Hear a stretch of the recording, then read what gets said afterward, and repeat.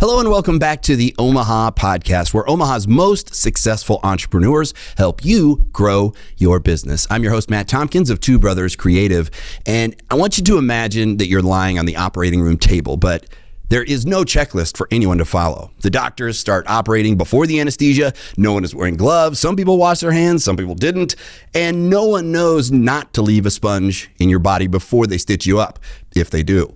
Sounds pretty terrifying, doesn't it? Well, that is what you're doing with your business if you don't have processes and procedures. And that's all processes and procedures are. They're a checklist for everyone to follow. On this episode of the podcast, Gwen Aspen is here to show us how processes and procedures work, how they reduce stress, anxiety, they maintain the quality of your services, and are really the only way that you can scale your business. Just like Gwen, who, as CEO of Anaquim, has taken their company from inception to being the fourth fastest growing private company in Nebraska in less than 6 years. On this episode of the Omaha Podcast, we will make processes and procedures the sexiest part of your business. This is the Omaha Podcast, where Omaha's most successful entrepreneurs help your business grow. There are a lot of really cool aspects of being an entrepreneur and owning a business. I mean, you can set your own hours.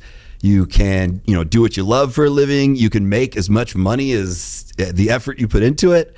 Those are the sexy things, right, about being a business owner. And then there is the perhaps least sexy part of being a business owner. But it just so happens to be the most important. And, yes, I understand it feels boring because it kind of is boring, but it is crucial if you want to scale your business, if you want to grow your business. And so that's what we're going to talk about today with the processes and procedures queen. Oh, shit. Gwen Aspen. I don't know if I want that title. Okay, it's like resident business nerd, Gwen Aspen. Well, at least I'm not calling him by the inaccurate abbreviation, because earlier I was labeling him P&Ps because I was just tired of writing processes and procedures over and over again. So I'm like, P&Ps. So you could have been the queen of P&Ps, and that would have sounded like something totally different. They're called SOPs though, right? Yes. SOPs, yeah. Standard operating procedures, is the common term in business for the processes and procedures. But so today we're going to make processes and procedures sexy. Not again, because I don't think they ever were, but we're going to make them sexy. Now, a little backstory on Gwen. So Gwen is the CEO of Anaquim, LLC, which was just not too long ago recognized as the fourth fastest growing company in Nebraska. And then what were you in the whole We're world? 612 in the United States, privately owned companies based on the Inc. 5000 list. That is, it's incredible on its own. But then when you know a little bit about you and Jeremy, who is the CFO, also your spouse, Jeremy Aspen of Anaquim, it's really incredible when you see how little time you've gone from idea inception to where you are with those kind of stats or awards or progress that you're making, right? Well, I would say it's really all about my team. The team is the one. It's their award. But they're the ones who started did the it. team, though. I mean, it's choosing the right people. I mean, there are a lot of things that go into it. How many years ago did you actually officially start Anaquim? In 2016, I stayed in the Marriott at Regency, which is, and I stayed in there for 3 days and wrote the initial processes and procedures, what we're talking about today.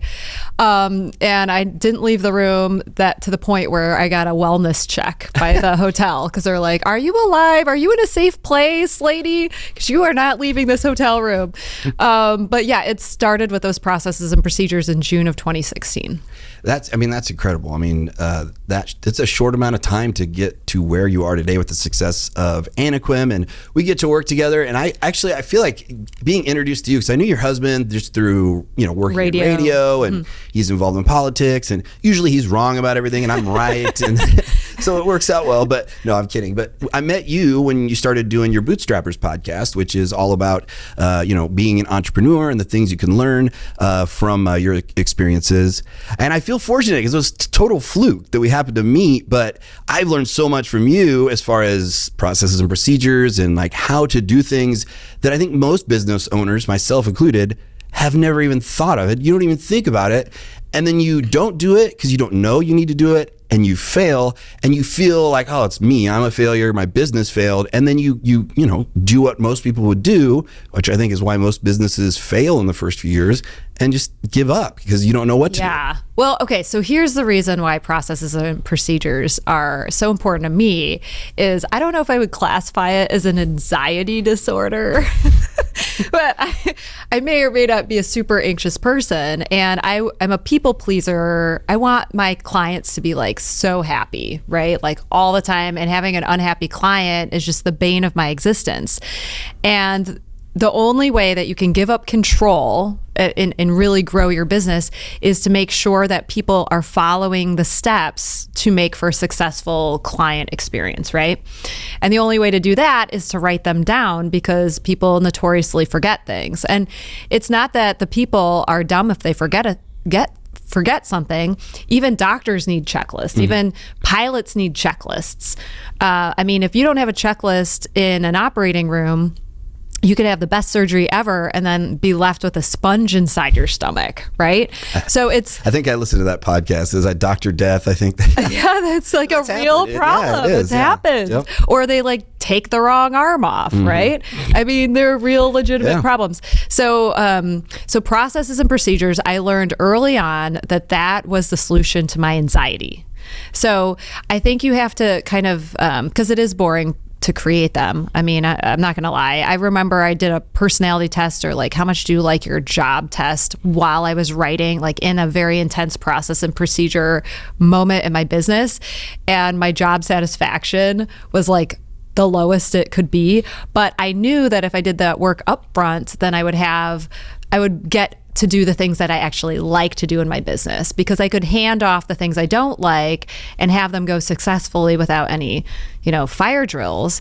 And that motivated me in my time of weakness when it was Saturday and I'm like chained to my desk to get these done, and you don't like that moment and your friends are having fun or your kids want you to do something and you're like, no, I'm going to do these processes and procedures because it will allow me to get to what my ultimate goal is. Yeah. I mean, let's backtrack to the beginning because you're right. I mean, the saying of like working on your business instead of in your business, this is how you do it. I mean, you can't grow, you can't scale unless you can get other people to do the tasks and still maintain the quality of work that you're putting out there, so you grow and get more customers and clients.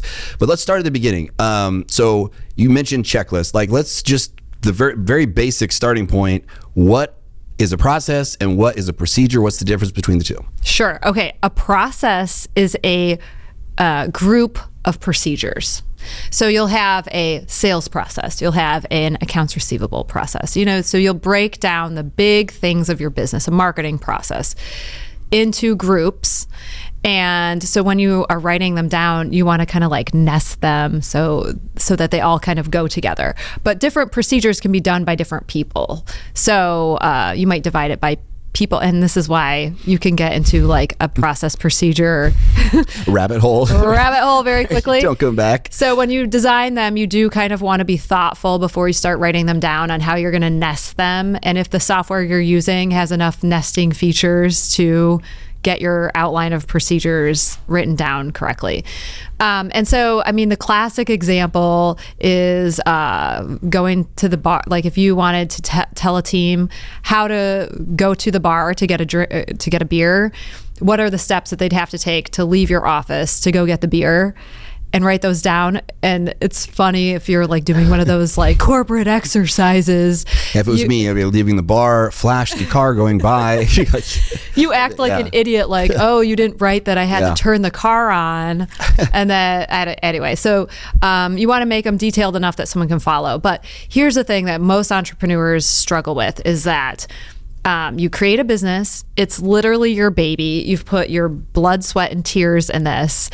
And then you're going to ask somebody that you don't know that well. Maybe you interviewed them for an hour, maybe a few hours, and you're like, here's my baby. Take care of it and don't screw up. Because I do just as good a job as I do. Right. That's what we want. People can't do that. So they end up getting very stuck in not being able to delegate.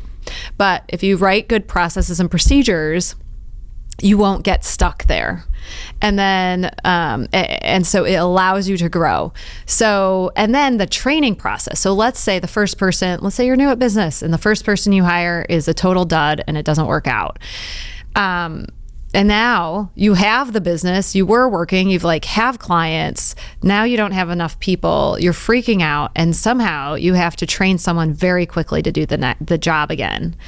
If you have a list of what that person did, you can cut that time that you're training them in half, in a third almost. I mean, I've gotten training down for some positions that was 3 months originally down to 2 weeks because the training documents were so good. And it's not because they were good on the front end. A lot of this is trial and error, but the real thing to make your business grow without these huge peaks and valleys of success and failure, working normal hours and then having to work 120 hours because somebody quit or whatever the case may be, to keep things steady is always be keeping up the processes and procedures, because it's one thing to create them, but it's just like your closet. If you make your closet beautiful, you color code it, you put the hangers the same way, but then as soon as you make it pretty, you start just throwing things on the ground and not caring. I put all my clothes on the ground, but it's just I think this is an issue with me. No, it's not. It's everything. But you're right. And I think you can start too, and the procedure, like you mentioned, is basically a checklist. That's a simple way to describe it. You probably make checklists every day. I do. I make a checklist. Like your to-do list. Here's my to-do list. And then I'll write things down that I already finished so that I could just cross it off, because it feels so good to cross things off my list. But in all seriousness, if you're doing something that you're going to do again and again and again, it makes no sense to try and keep it all in your head. Just write it down. And I put this off, and I'm a good example, I think a lot of business owners. I was I have this, it's all about me and my unique skill sets, and so I can do this at this quality level, and I'm just going to do it. And if I'm not the one doing it, it just can't get done. And it got to a point where I couldn't manage all the workload myself, had to bring somebody on, and how do I tell them, how do I get that? So there was a lot of frustration, and how anxious out of the gate and stressful was it in that moment in time? Yeah. And then you have mistakes, and a client calls you and says, oh my, you misspelled my name. How do you misspell my name? And it was, well, I didn't clarify a procedure for that employee for checks and for things like that. So, we want to blame the employee, but it's really our fault. And yes. we have to, I think, accept that. It is, if somebody screws up at your company, I would assume most of the time it is related to something you have done or you have set in place or something that you haven't done. So we talked about what the difference is between processes and procedures. Let's talk about what types of improvements, when you put these processes and procedures in place, can business owners expect? What type of, growth, scale? Are there limitations with doing it versus not doing it? No, if you look at any super mature company, they all use processes and procedures, and they have a quality control department that ensures they're being used. Every corporation that's successful has this. So as a small company, you're just doing the best practices. You've got to have this done. The key, though, is utilizing them. So let's say you write your processes and procedures, and this is the real world. So probably the first time you write something, part of it's not going to make sense, or it's not going to be perfect. You're going to forget something. That's just the real world. So then you have an employee who's doing the task, who you've said, okay, you've read these, it makes sense, I've trained you. They still screw up. So you have to have some process in your company where that's documented. The screw up is hello, you screwed up. And then somebody at your company has to go, hey, you screwed up. Here's the procedure. What step did you not understand? Mm-hmm. And go back to the procedure, fix it if it doesn't make sense, retrain, and then say, okay, so now that you know the procedure, now that you're trained on it, I expect the results from this procedure. And then if somebody can't get it right, then you're hey, we went over this. We went back to the procedure 3 times. You can read it to do the job. I don't think you're right for this job. So it also makes the management of people, which is a huge pain point. The accountability and the management of people so much easier. I like to be nice. I like to be liked to a fault. And so I don't like giving that negative feedback. But if it's just the facts, Jack, like, hey, I wrote this down. This is how you follow it. This is the goal. You didn't mean it. You didn't do what you were supposed to do.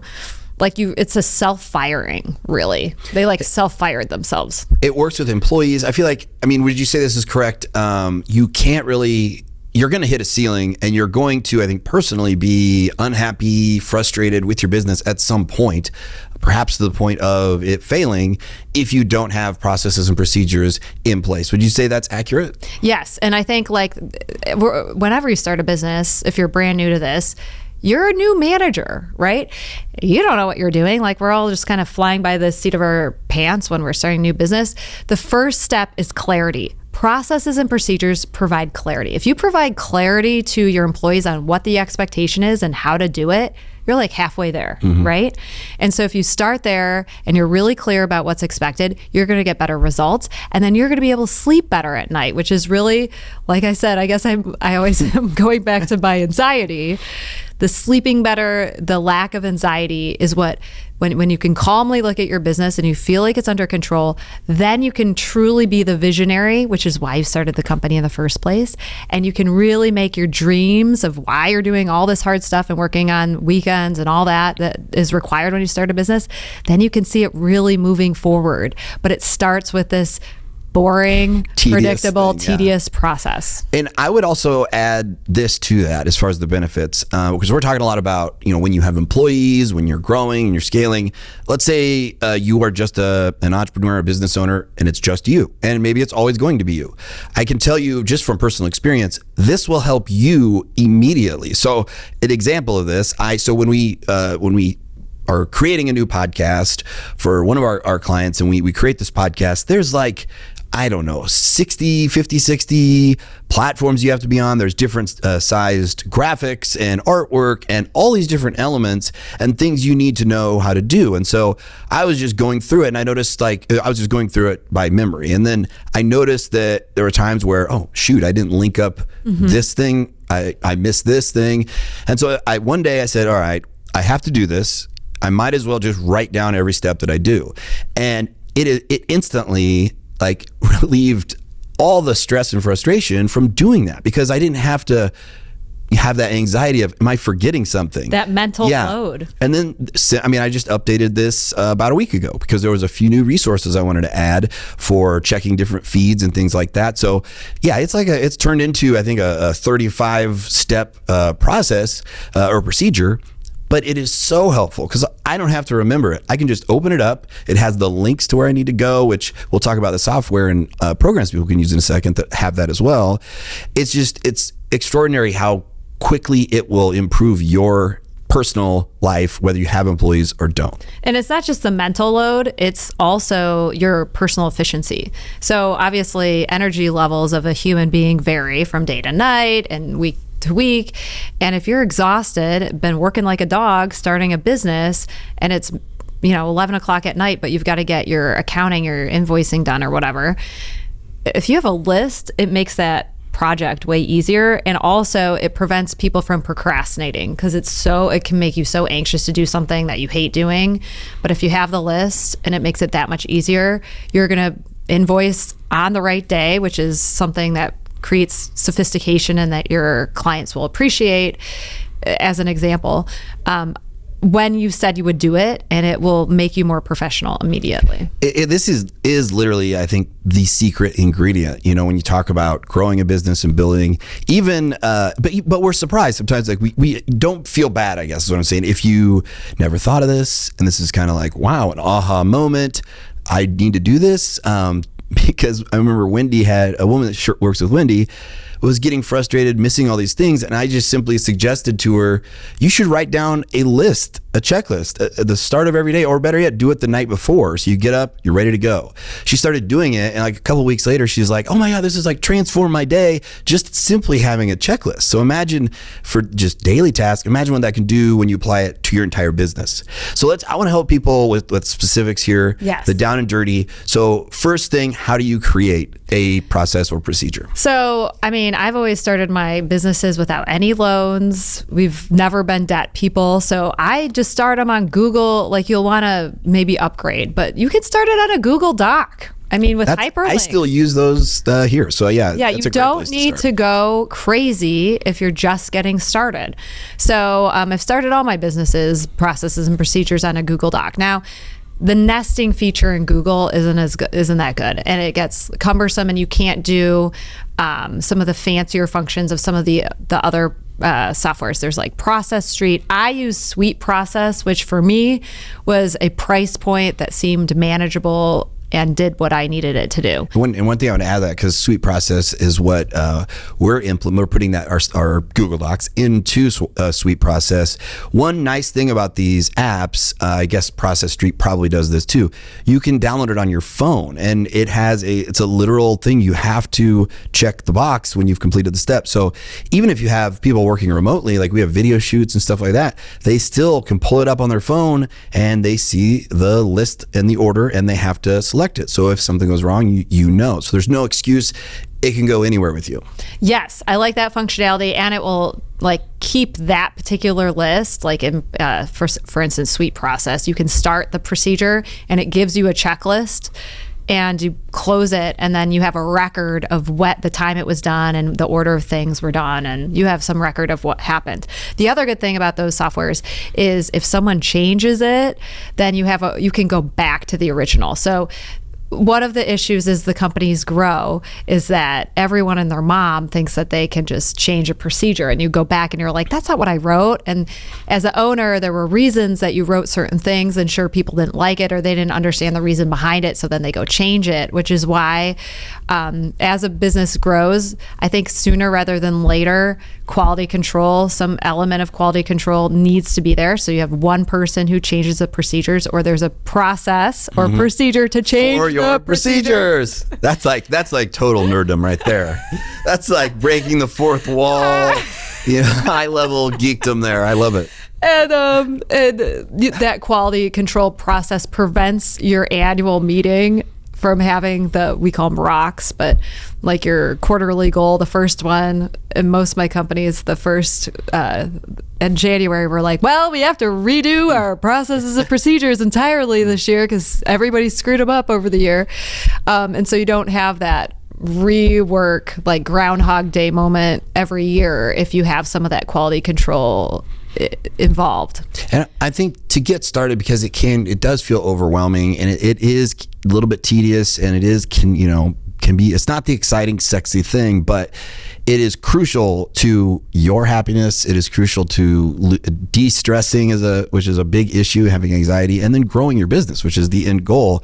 But if you're overwhelmed, just get started by simply, step one, start writing things down that you're doing. If you have a task that you do all the time, just write it down. Just write it down in a Word doc, a Google Doc, on a pad of paper.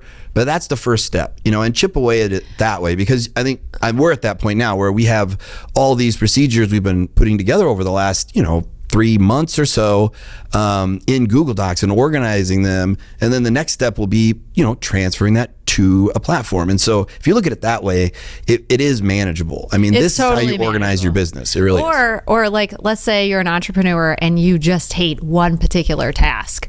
Start with that task. Yeah. Because then you can stop doing that. I mean, if you became an entrepreneur because you want to design your life, you want to design your work, think about what you hate doing. Get rid of it. Get it off your plate. And then you like your job more, then you have more energy to keep being the visionary. So either start with the thing that you hate the most or the easiest thing to get off your plate, so that you could grow your business, or maybe, not do that anymore. Or not do, just, sell your business at some point. Right. And that's the thing. If you want to sell your business, you literally can't. It's worth nothing unless you have processes and procedures. Yeah. Yep. It's worth nothing. I mean, it's crucial to scaling it, selling it. You should.